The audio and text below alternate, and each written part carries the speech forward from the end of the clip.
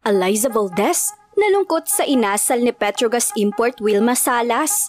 Trash talk to the highest level ni Salas, nagpaalala sa nakakatromang sinapit ni Baldo versus Petrogas. Bakit nga ba halos lahat ng players ng Petrogas galit na galit? Even ang kanilang reinforcement ay gustong manakit. Nalulungkot naman si Eliza Valdez sa ipinakitang gaspang ng ugali ni Petrogas reinforcement Wilma Salas. Nangyari ang nakakatromang insidente sa isang joust sa pagitan ni Wilma Salas at Creamline setter Kyle Negrito. Ibinigay ni first referee ang puntos para sa Petrogas, ngunit on the spot na tumawag ng challenge ang Creamline para sa overreaching violation laban kay Wilma Salas. Dito na na-high blood si Wilma Salas na gustong sugurin sa kabilang court si Kyle Negrito. Trash talk malala ang Cuban import. Sa panig ni Kyle Negrito at Creamline ay walang mali dahil karapatan ng bawat team na tumawag ng timeout. Ngunit anong nangyayari Pinoy volleyball fans? Papaano humantong ang overreaching papuntang overreacting ni Salas? Anong meron sa Creamline? Bakit ganito na lang makaasta even ang kanilang reinforcement? Dito nagbalik tanaw ang Pinoy volleyball fans.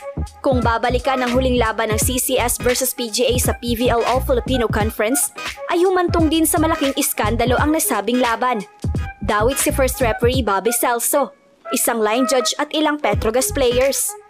Important match ito para sa CCS at PGA kung saan ang mananalo ay makakapasok sa finals ng PVL AFC 2024.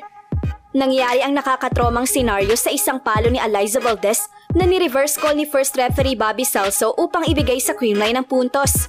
Humantong sa pagwawala ng ilang Petrogas players to the likes of Nang Aiza Maizo Pontillas na beast mode to the max. Panunugod ni Jonas Sabete sa PVL officials after the game.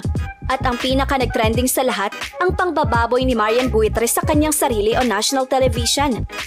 On the other hand ay nananatiling kalmado at payapa sa panig ng Creamline Cool Smashers. Tahimik lamang sila sa bawat ingay at gulo na dulot ng Petrogas. Nananatiling mahinahon at civil si Phenom Eliza Valdez.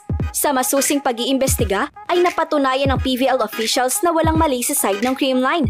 Napatawan din ng suspension ang sangkot sa viral video na si Marian Buitre. Sa huling laban ng rival team, habang pinagsasalitaan ang masasakit na salita ni Wilma Salas si Kyle Negrito, ay naiiyak na nakatingin na lamang si Eliza Valdez. Tila nag-flashback sa kanya ang mapait na karanasan versus Petrogas Angels. Hindi rin natin pwedeng husgahan agad-agad ang Petrogas Angels kung bakit ganito lang ang kinikilos nila tuwing makakaharap nila ang Creamline. Saan ba sila nanggagaling? Ano nga ba ang ipinaglalaban nila?